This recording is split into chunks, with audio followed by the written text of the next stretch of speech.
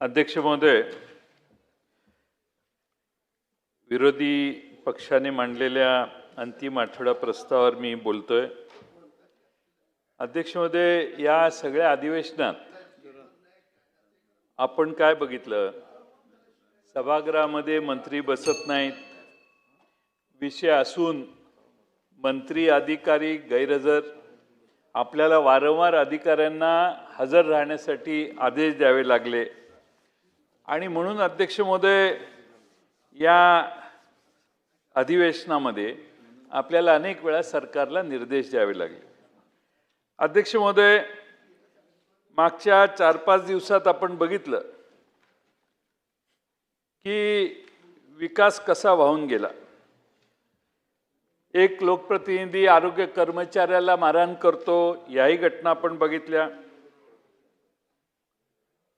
आज कर्जमाफीची घोषणा केल्यावर विरोधी बाजूने कर्जमाफी जी मागणी होती ती मधल्या अटी शिथिल कराव्यात अशी मागणी करण्यात आली। त्याबद्दल सरकारने 7/12 कोरा करण्याचं पूर्ण आश्वासन केलेलं दिसत नाही। अध्यक्ष महोदय, सामान्य जनतेला जे अपेक्षित आहे ते होत नाही, पण इन्फ्रास्ट्रक्चरच्या घोषणा मात्र प्रचंड मोठ्या झाल्या। आता 12-14 लाख कोटी रुपयापर्यंत आपण पोहोचलो। अध्यक्ष महोदय, पण मी तुमचे आभार मानेन। राज्याच्या चांगल्या प्रश्नांना या अधिवेशनात तुम्ही महत्त्व दिलं आणि चर्चा घडवून आणली, याबद्दल व्यक्तिशः मी तुमचे आभार मानेन की तुम्ही बरंच मोठं कोऑर्डिनेशन केलं आणि आम्हाला न्याय देण्याचा जास्तीत जास्त प्रयत्न केला। त्यामुळं लोकप्रियता वाढायला लागली इकडच्या बाजूला तुमची। अध्यक्ष महोदय, अजितदादांच्या अपघाताची पारदर्शक चौकशी होईल असं अधिवेशनात जाहीर करण्यात आलं।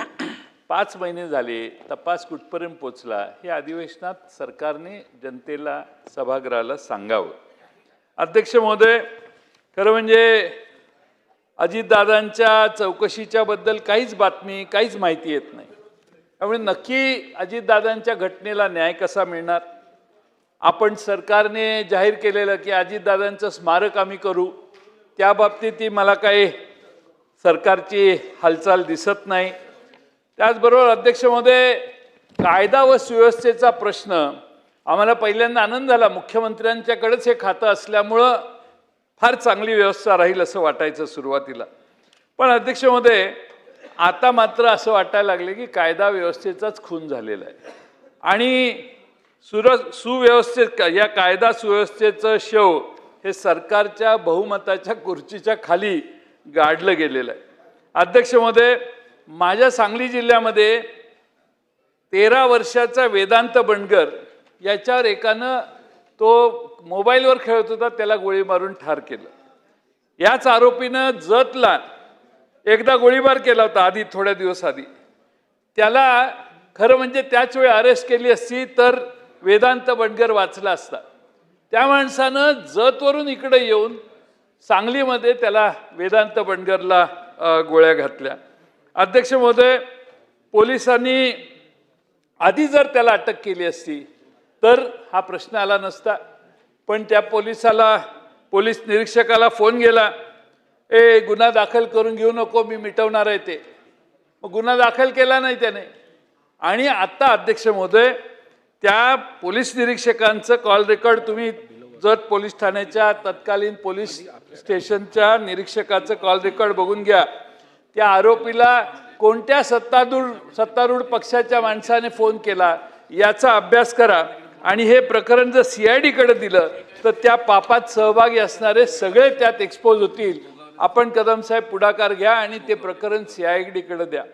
अध्यक्ष महोदय, 11 मार्च 23ला विलास नामदेव वाघमारे आणि प्रशांत दादासाहेब वाघमारे यांची हत्या झाली सांगलीत, अध्यक्ष महोदय, जत तालुक्यात। आणि अध्यक्ष महोदय, त्यांची निगरून हत्या झाली, दुहेरी हत्याकांड झालं, गुन्हा दाखल झाला। आणि अध्यक्ष महोदय, धक्कादायक बाब म्हणजे 5 मे 2023ला झालेल्या गुन्ह्यासाठी मुख्य साक्षीदार दादासाहेब नामदेव वाघमारे कोर्टात साक्ष देण्यासाठी निघाला, त्याचं अपहरण करून त्याची हत्या केली। म्हणजे हा महाराष्ट्र बिहार झालाय का काय, असा प्रश्न आपल्या सगळ्यांना पडायला पाहिजे। आणि म्हणून माझी मागणी आहे की या संपूर्ण प्रकरणाची आणि त्यामागच्या आर्थिक व्यवहाराची SIT मार्फत चौकशी करायचं काम आणि जे गुन्हेगार आहेत त्यांना कठोर कारवाई करून पीडित वाघमारे कुटुंबाला पोलीस संरक्षण आणि न्याय देण्याचं काम सरकारने केलं पाहिजे. अध्यक्ष महोदय, बीड जिल्ह्यात परळीला 31 मेला तौहीद खान त्याच्याच मित्रांनी त्याची हत्या केली. आर्थिक वादातून दारू पिल्यामुळे झाली. दगडाने ठेचून त्याची हत्या केली आणि रेल्वे स्टेशन खाली रेल्वे रुळावर त्याचा मृतदेह ट्रॅकवर फेकून दिला. अध्यक्ष महोदय, याचाही न्याय मिळवून देण्याचा तौहीद खान उर्फ अफजल खान याचा देखील त्याला न्याय मिळवून देण्याचं काम सरकारने केलं पाहिजे. अध्यक्ष महोदय, ठाण्यात सामाजिक कार्यकर्ते जमील शेख 24 नोव्हेंबर 2020ला भर दिवसा गोळ्या घालून त्याची हत्या झाली.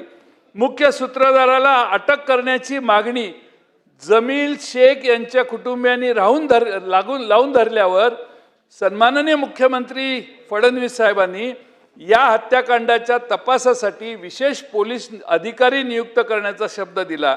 आज 16 महिने कालखंड उलटून गेला. विशेष तपास अधिकारी नेमला का? त्याचं पुढे काय झालं हे कळायला काही मार्ग नाही.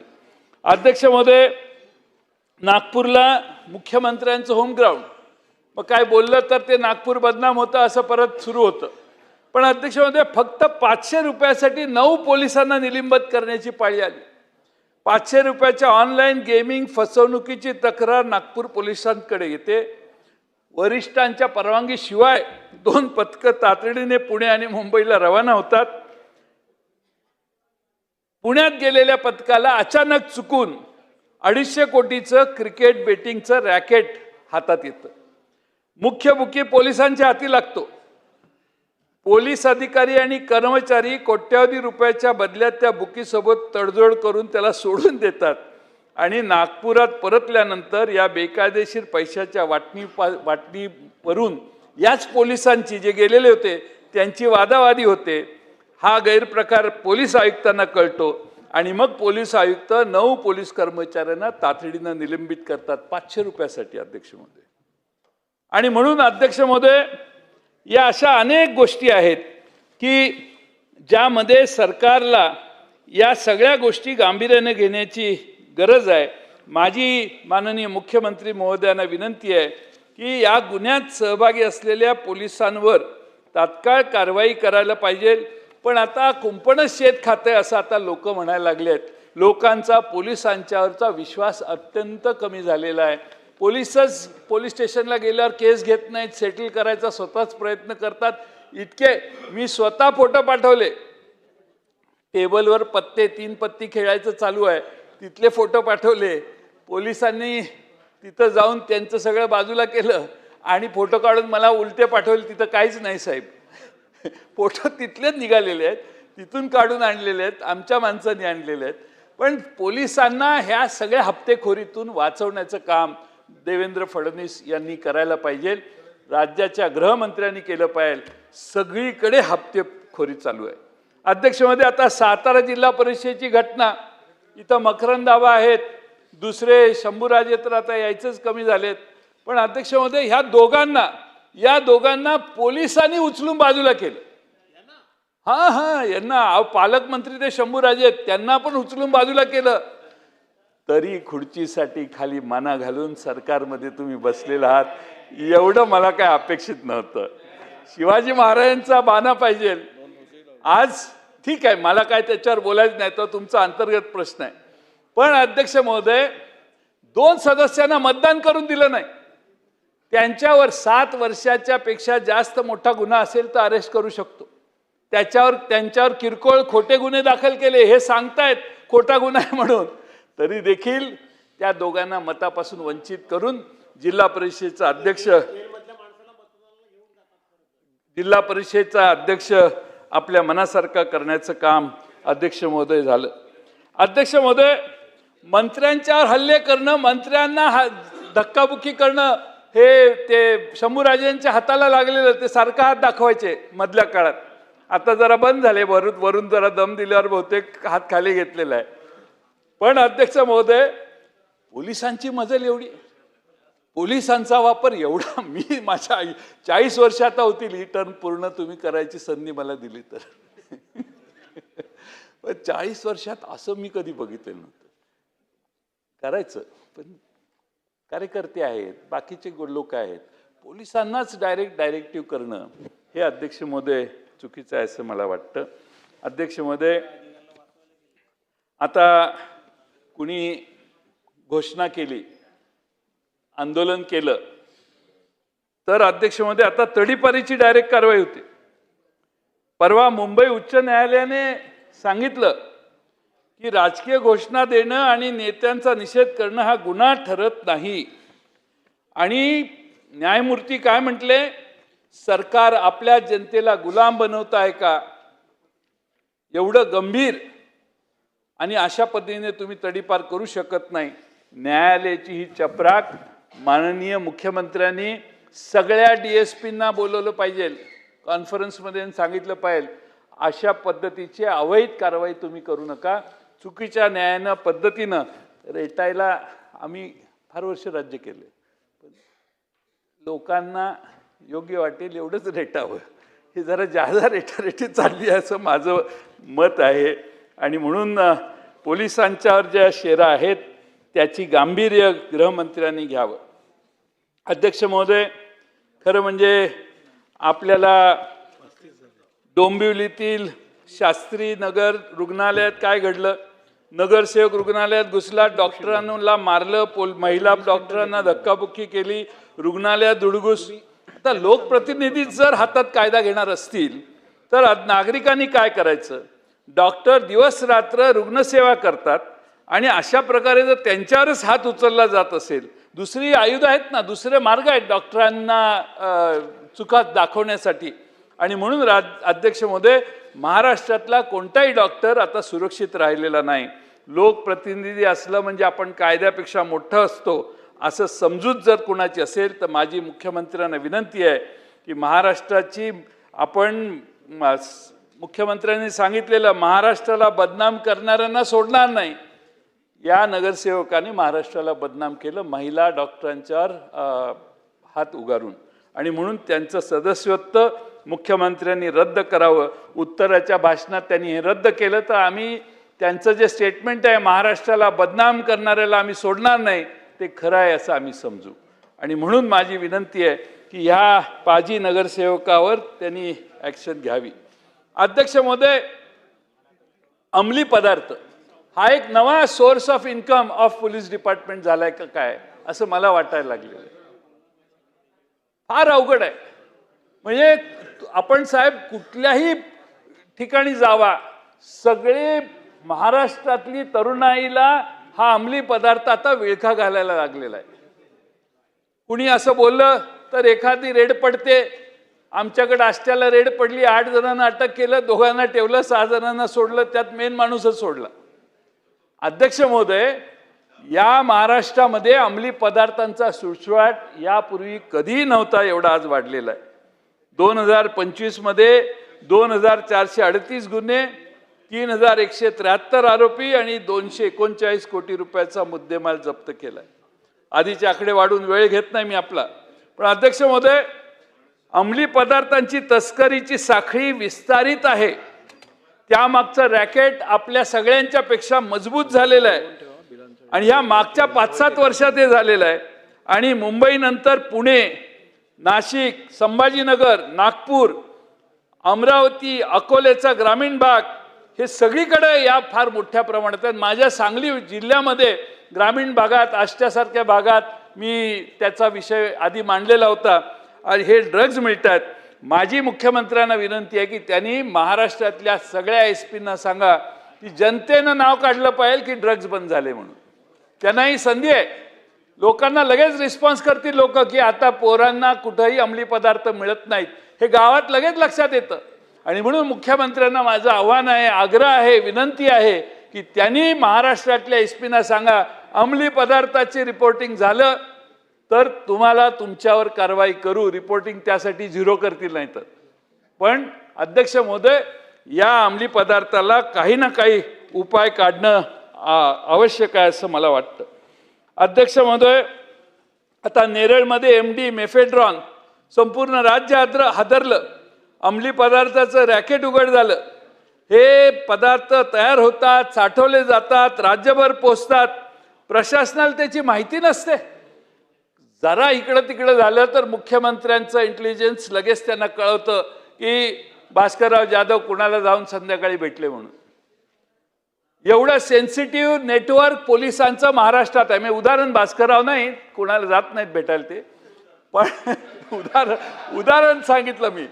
एवढं सेन्सिटिव्ह. आणि एकदा मनात आणलं पोलिसांच्या की अमित चाटम फार जोरात पोलीस काम करतात, पण ड्रग मासून मिळणारं उत्पन्न हा एक सोर्स ऑफ इन्कम झालेला आहे. मी मगाशी सांगितलं तसं. आणि म्हणून या पोलिसांची नाकेबंदी मुख्यमंत्र्यांनी रस घेऊन करावी. पक्षभिक्ष फोडण्याचं जरा थोडं पेंडिंग ठेवावं पाहिजे, तर नंतर फोडा, पण आधी ह्या अंमली पदार्थांच्यावर अंमल आज करावं अशी माझी विनंती आहे. आणि त्यासाठी आपण नक्की काही काम करा. अध्यक्ष महोदय, मागं मी स्थगन प्रस्ताव एक मांडलेला, आपण मला 1.5 मिनिटं बोलायला दिलं. काय प्रस्ताव होता? एक सुहास कदम म्हणून तरुण कार्यकर्ता, या घड्याळ राष्ट्रवादी काँग्रेसचं घड्याळ जे आहे अजित पवारांचा पक्ष, तो कार्यकर्ता सोलापूरला उपोषणाला आहे. तो दुसरा दिवस होता, आता 11वा दिवस आहे. पण अध्यक्ष महोदय, त्याचा मुद्दा काय होता? त्याचा मुद्दा एक आहे की मटका, पत्ते, club, dance bar, spa, girl parlour, गांजा, व्हिडिओ गेम, चक्री गेम, हातभट्टी, विषारी शिंदी जोमात चालू आहे. त्याला पोलिसांचा आधार असल्यामुळे चालू आहे. त्यामुळे सोलापूर शहरात हे बंद करावं अशी त्याची बिचारीची मागणी आहे. का हो पोलीस आयुक्त जाऊन भेटत नाही? पोलीस आयुक्त राहू दे, SP जाऊन तिथल्या DYSP खालचा DCP जाऊन सोलापूर शहरातला भेटून त्याची समजूत घालून त्याला आश्वस्त का करत नाही? उलट पोलीस काय सांगतात तर त्याच्यावर गुन्हे आहेत, त्याच्यावर राजकीय गुन्हे आहेत. तो राष्ट्रवादी काँग्रेस, या पलीकडच्या राष्ट्रवादी काँग्रेसचा तो कार्यकर्ता आहे, विद्यार्थीचा अध्यक्ष होता. पण अध्यक्ष महोदय, आपण पोलिसांनी त्याच्याकडे दुर्लक्ष केलं. आज 11वा दिवस, अजून 4-6 दिवसाने स्वाहा होईल. काहीतरी अध्यक्ष महोदय त्याच्यात आपण लक्ष घाला. पोलिसांच्या या अवैध व्यवसायाला पोलिसांचा आधार लागू नये ही त्यांची अध्यक्ष महोदय मागणी आहे. आणि म्हणून अध्यक्ष महोदय, माझी आपल्याला विनंती आहे की त्याने केलेल्या उपोषण उठवण्यासाठी प्रयत्न करा. अध्यक्ष महोदय, तुकाराम मुंडेने अलीकडे नामांकित दूध डेअरीवाले बोलून घेतले. पुण्यात मला वाटतं मीटिंग झाली असेल त्यांच्या ऑफिसला. सर्व दूध डेअरीवाले आले. तुकाराम मुंडेंनी सांगितलं, चुकीच्या लोकांचं दूध, तुम्ही चुकीचं दूध घेऊ नका. इथं डेअरीवाल्यांनी जाहीर सांगितलं त्या मीटिंगमध्ये की बीडच्या कोणा एका आमदाराची बायको आम्हाला दम देते आणि दूध घ्यायला लावते. मुख्यमंत्र्यांनी विचारलं पाहिजे त्यांना, तुकाराम मुंडेंना, की कोणाचं नाव त्यांनी घेतलं. मोठमोठ्या कंपन्या ज्या आहेत त्या कंपन्या म्हणतात की आम्हाला खराब दूध घेण्याचा दबाव येतो. मग एक लेट्सअप नावाचं चॅनल आहे, त्यांनी बातमी लावली की आमदारांच्या बायकोने दबाव टाकला खराब दूध घेण्यासाठी, आणि त्यांनी बातमी लावली. त्याच्या संपादकाला फोन आमदारांच्या बायकोचा, धमकी दिली. याची चौकशी झाली पाहिजे. अध्यक्ष महोदय, हे काय चाललंय राज्यामध्ये? किती कॉन्फिडन्स, ओव्हर कॉन्फिडन्स. म्हणजे आपल्याला कुणाचा तरी आशीर्वाद आहे. बसा बसा बसा बसा, बोला. म्हणून म्हणतोय, तुमच्यावरचा अन्याय दूर करायला देवेंद्र फडणवीसांनी चौकशी करावी आणि कुणाची बायको आहे त्याची माहिती सभागृहाला पुढच्या अधिवेशनाच्या पहिल्या दिवशी द्यावी अशी माझी त्यांची मागणी आहे. अध्यक्ष महोदय, चोर मचाए शोर असं होऊ नये.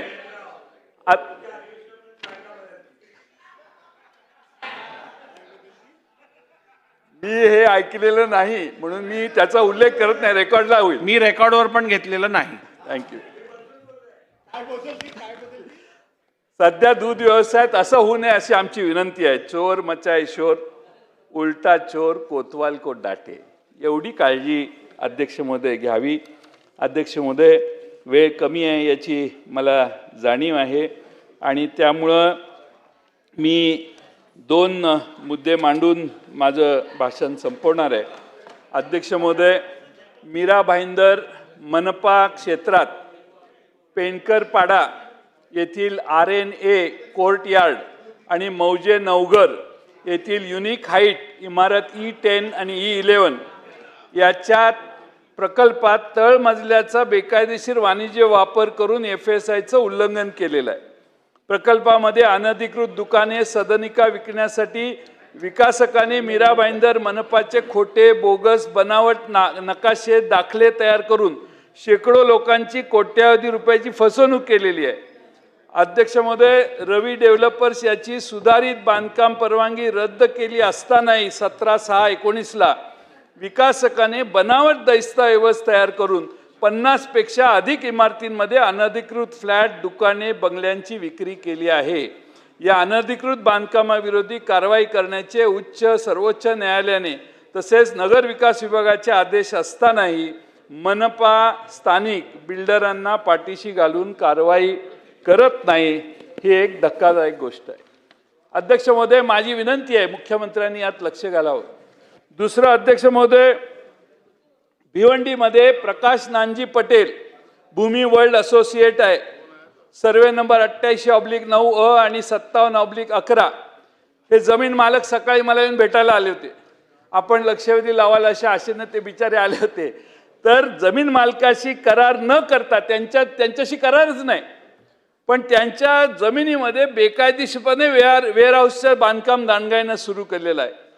अध्यक्ष महोदय, पिंपळास तालुका भिवंडी सर्वे क्रमांक 71/74/6, 77/11, 88/21, 81/25, 86/ब शासकीय राखीव जमीन आहे. शासकीय राखीव वन जमीन सर्वे क्रमांक 92/86/ब, 98/86/1, 74/6 नाला सर्वे क्रमांक 110/1 महाराष्ट्र शासन गुरुचरण यावर देखील या बिल्डरने अतिक्रमण करून बांधकाम केले आहे. 19 एकरावर अध्यक्ष महोदय बांधकाम आहे. 19 एकर सरकारची जमीन, आपली राखीव वन आहेत, आपली जमीन आहे आणि अध्यक्ष महोदय बिल्डरने आक्रमण करून वेअरहाऊस बांधलेले आहेत आणि त्यामुळे अध्यक्ष महोदय एवढ्या मोठ्या प्रमाणात अतिक्रमण केल्यावर महसूल, वन, MMRDA, ग्रामविकास विभाग यांनी कोणतीही कारवाई केलेली नाही. विकासकार ठाणे, वर्तकनगर आणि कोंडगाव इथं गंभीर गुन्हे दाखल आहेत. पोलिसांना हाताशी धरून शेतकऱ्यांवर कोंडगाव पोलीस स्टेशन इथं आता त्यानेच तक्रारी दिलेल्या आहेत.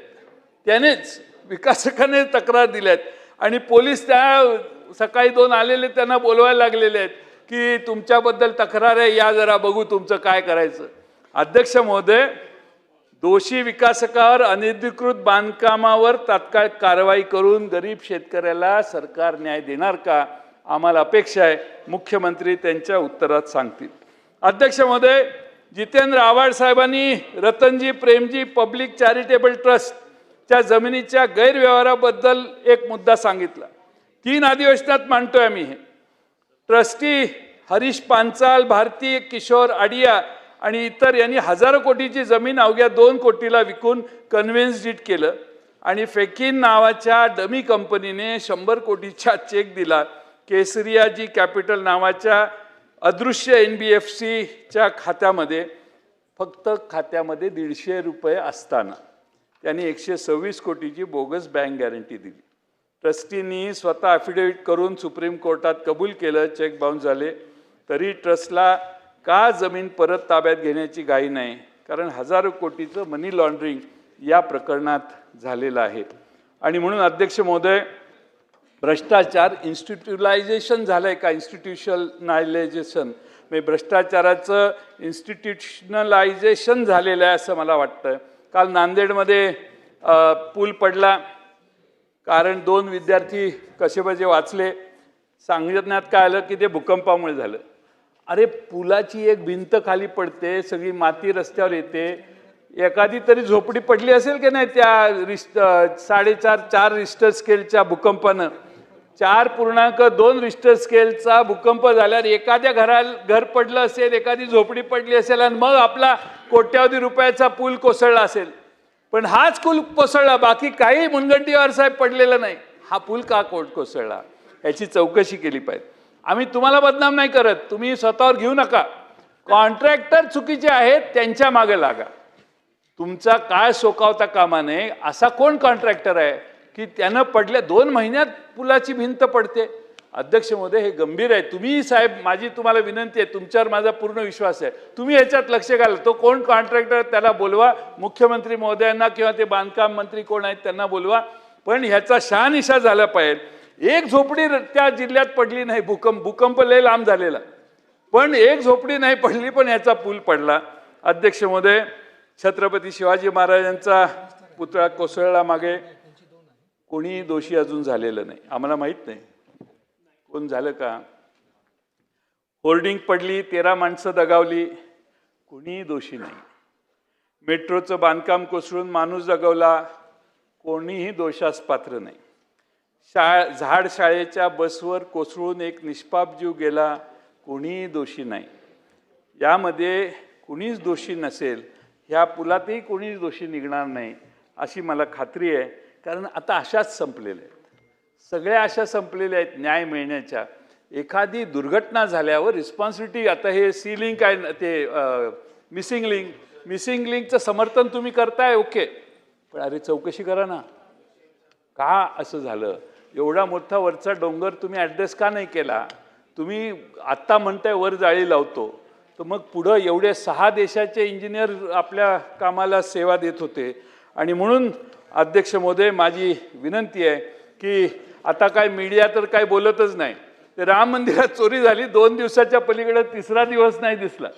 मग फार मीडियाची पण अपेक्षा आता जनतेची राहिलेली नाही.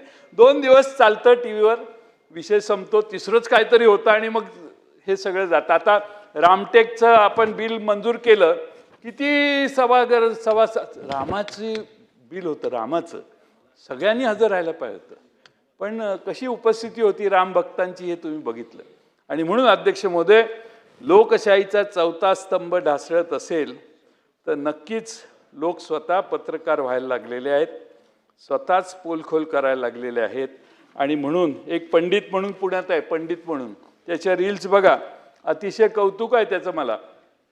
गाडीची नंबर प्लेट पासून खड्डे पुण्यातले काय आहेत हे सगळ्यावर तो बिचारा रील करतो. आणि त्याची अपेक्षा आहे, म्हणजे असे नागरिक आहेत की ज्याला फार मोठ्या प्रमाणात अध्यक्ष महोदय लोकांना अपेक्षा आहे.